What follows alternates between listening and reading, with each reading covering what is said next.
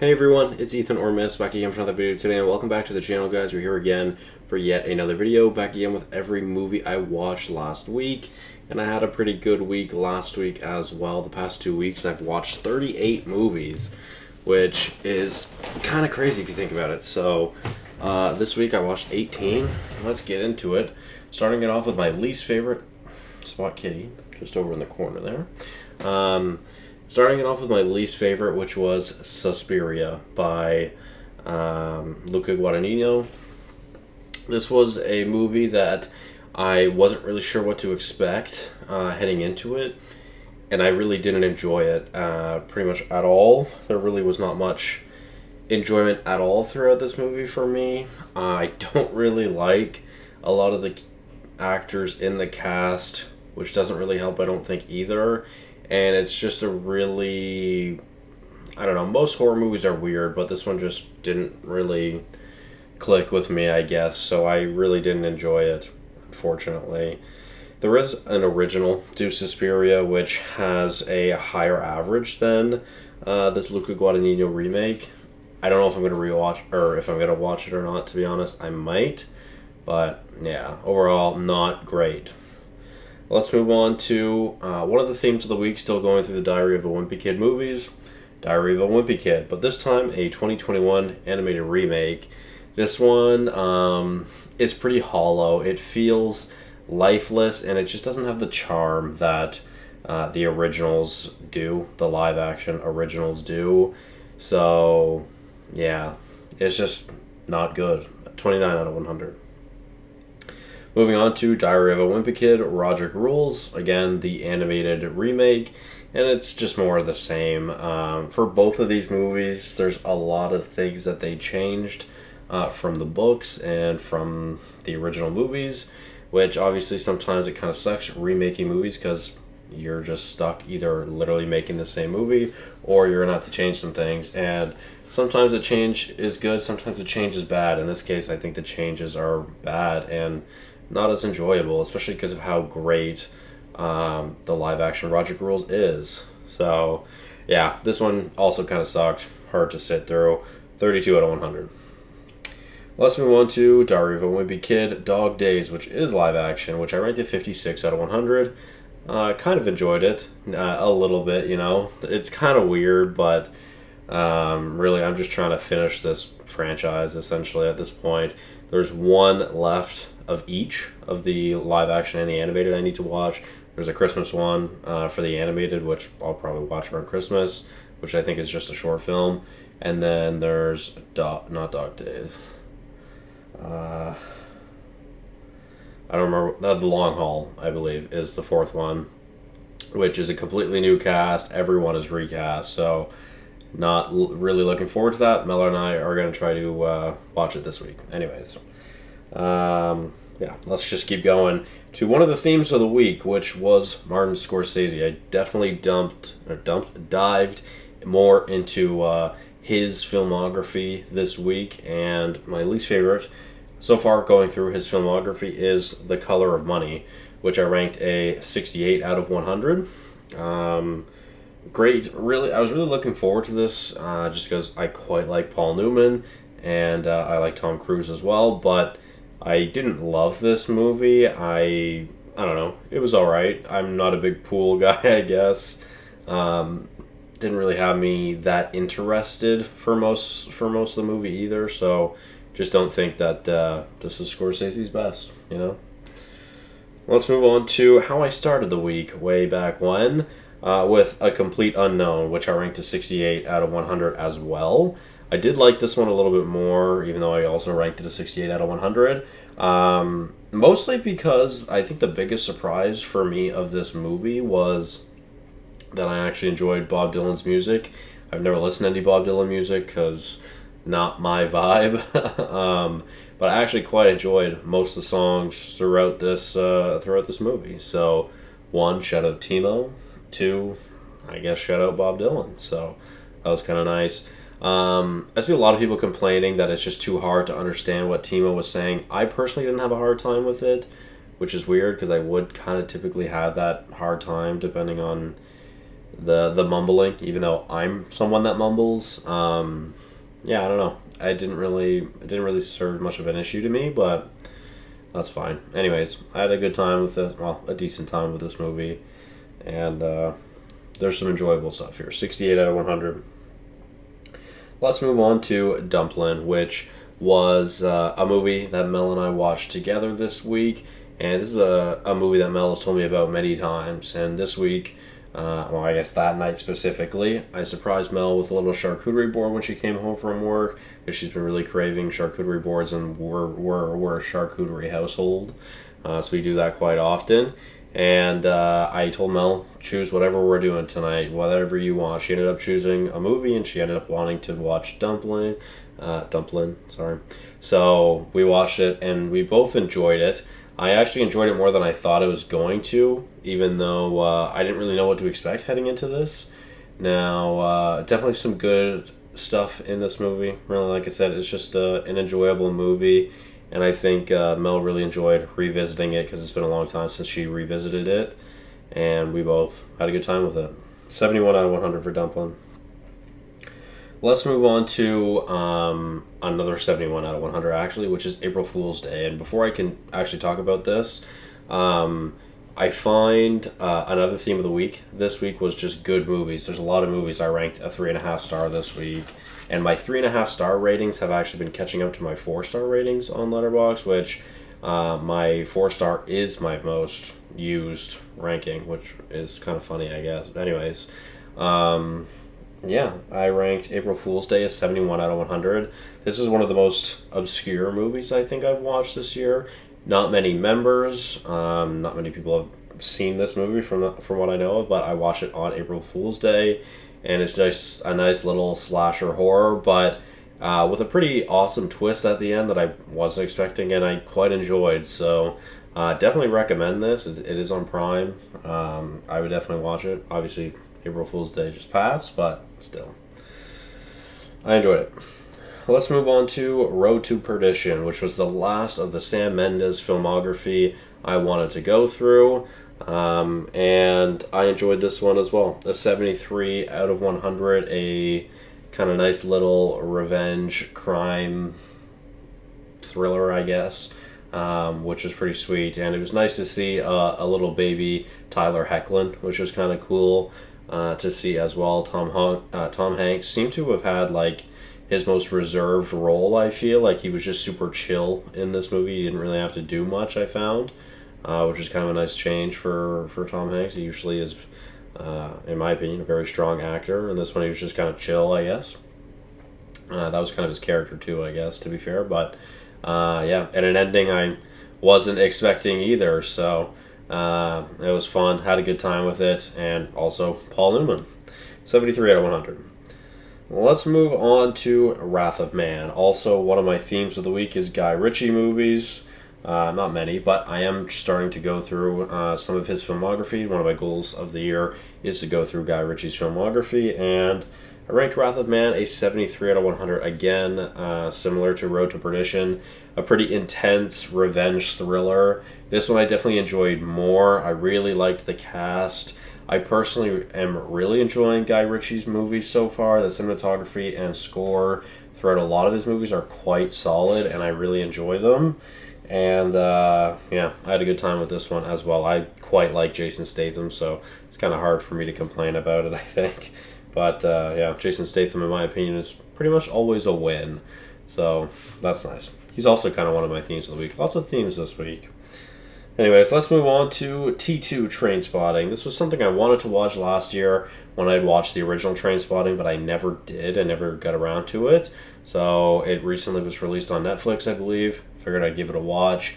And a good story, a nice little continuation, even though I think the first one ended very strongly and it never really needed a sequel.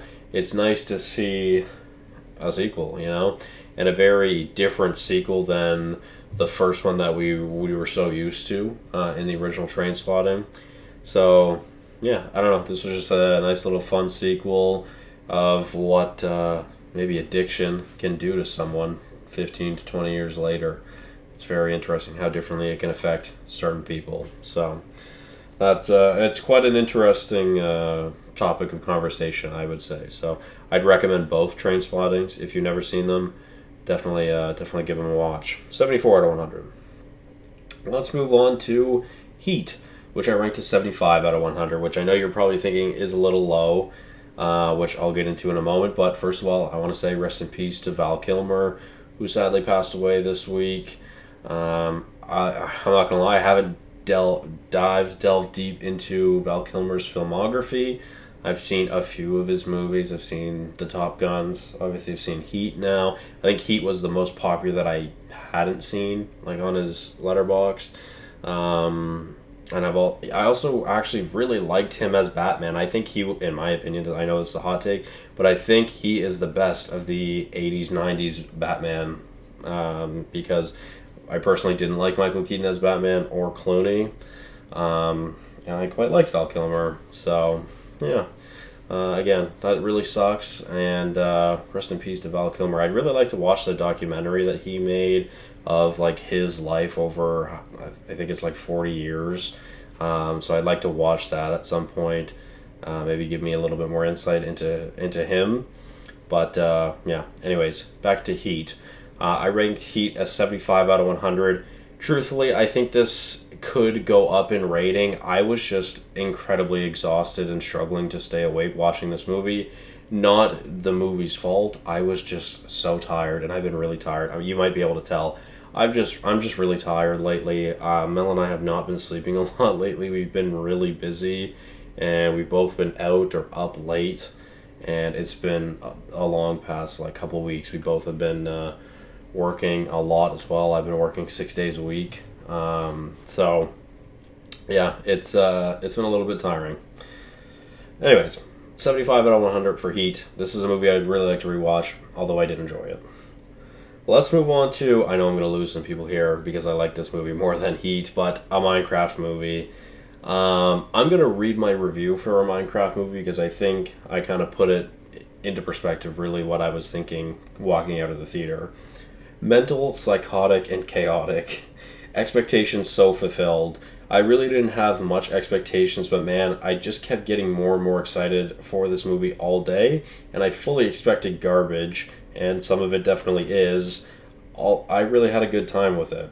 Even if my theater was silent, I still would have enjoyed it, maybe more. I don't want to hear these 15-year-old boys be loud assholes in the theaters. There's one person in this movie I cannot stand, but Jack Black and Jason Momoa together were so funny, and I really enjoyed their time together. 77 out of 100. Now, yeah, there's someone in this movie that I really did not enjoy, and I personally don't love them that much, seeing them in other things either. There's also a subplot in this movie that I really don't enjoy, that is useless and just doesn't need to be in the movie, I don't think. Yeah, overall, this is just a pretty fun movie. My theater experience was absurd. It was really loud, but again, there was just like a group of 6, like 15-year-olds probably, that were just kind of assholes in the theater, and they would just clap and yell and to everything that was happening, and they knew all the audio cues for when to yell. They knew all the quotes already, which, that's the power of TikTok. But I don't know. That kind of theater experience is not something I like. I want genuine reactions. I want to see people excited watching a movie. I just don't want these loud, like I said, I don't want these loud, annoying assholes to just be going fucking crazy the entire movie. It kind of takes away from the movie. So honestly, I wouldn't be surprised if I rewatch this and it goes drastically down or it goes drastically up, because even though I didn't like my theater experience, it might have had an impact on how much I enjoyed it, although I felt more annoyed about the loud noise more than I felt intrigued or excited, I guess. But I could also see this ranking going up without a crazy theater experience. So who knows? I wouldn't be surprised if I see it again in theaters. I feel like I might see it with someone. I don't know. I seen it with Mel and a couple of her friends tonight. But anyways, 77 out of 100. Let's move on to Snatch, which I ranked to 78 out of 100. Another Guy Ritchie movie. His most popular, I believe, as well. And this is a pretty wild ride. Really, is the best way I can describe it. A wild ride of many different interconnected stories and plots that all kind of wrap nice. Well, I shouldn't say nicely, but they all wrap in a bow. That's for sure.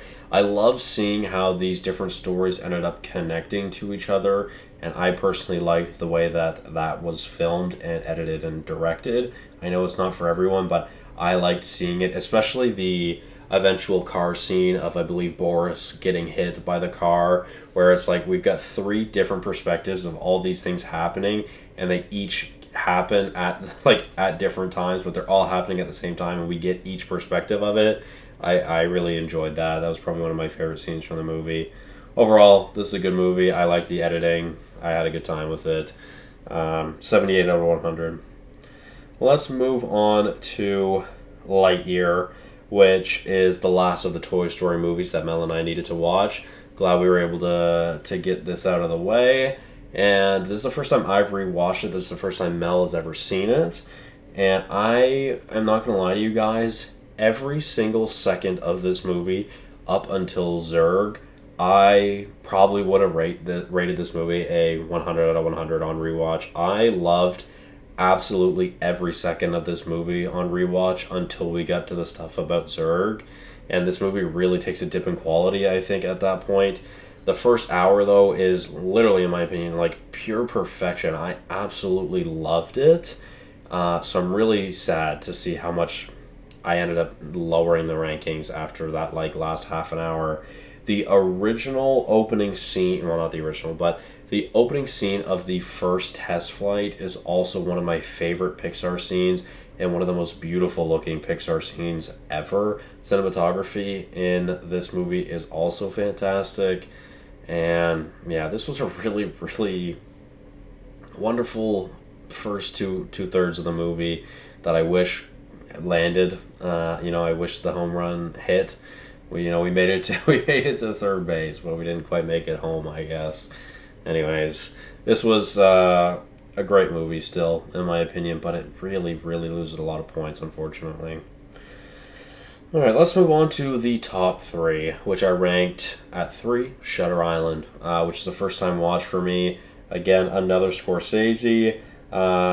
This was a pretty great movie with a really wonderful twist that I really didn't expect, and I didn't really know which direction this was going to be taken or how it was going to be taken, and is not something I would have predicted, even though on rewatch I think you can definitely see the signs of how annoyed some of these people are talking to I don't remember Leo's character's name. Anyways, yeah, I'm excited to give this a rewatch someday as well, because I think I'll definitely be able to pick up more on the I guess insinuation that he is a patient on Shutter Island, which would be pretty cool. But yeah, pretty great movie. I think this is my third favorite Scorsese now so far, which I ranked an 87 out of 100.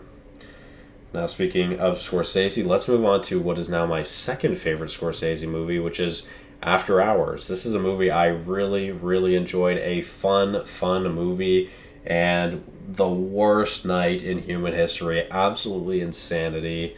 It was crazy, and it was so much fun. It's just a really great comedy, which this is so unlike Scorsese films to me. I kept feeling like I was watching a David Lynch movie at times. Like, it just was so off the rails, not in a bad way, but off the rails in a good way, in a very complimentary way, and I really, really enjoyed it, and I had a great time with After Hours. Like I said, now my second favorite Scorsese, I believe, so that's pretty cool. And then we'll move on to number one, which was Mamma Mia, which I really, really, really love Mamma Mia. I think if the circumstance might have been different, this could have gone up to a 100 out of 100, because I did actually wake up to Mel watching a YouTuber or Patreon man, if you know who it is, HT Hayes, reacting to Mamma Mia, and Mel was about 20 minutes in, so I missed a little bit of his reaction and the movie, but I didn't miss much. and we ended up watching the whole movie together in bed while watching H.T. Hayes react to it. So yeah, I really, really love this movie, and again, I think this is my favorite musical, and I would not be surprised if this goes up to a perfect 100 out of 100 someday, and maybe someday soon. So that's pretty sweet. And yeah, with that being said, that's all for me today, guys. This was a long video. I literally wanted this video to be half this length, but I've been watching a lot of movies, so I've been talking a lot more about these movies. Anyways, thank you guys all so much for watching. Hopefully you did enjoy, and I'll see you guys in the next one. Bye-bye.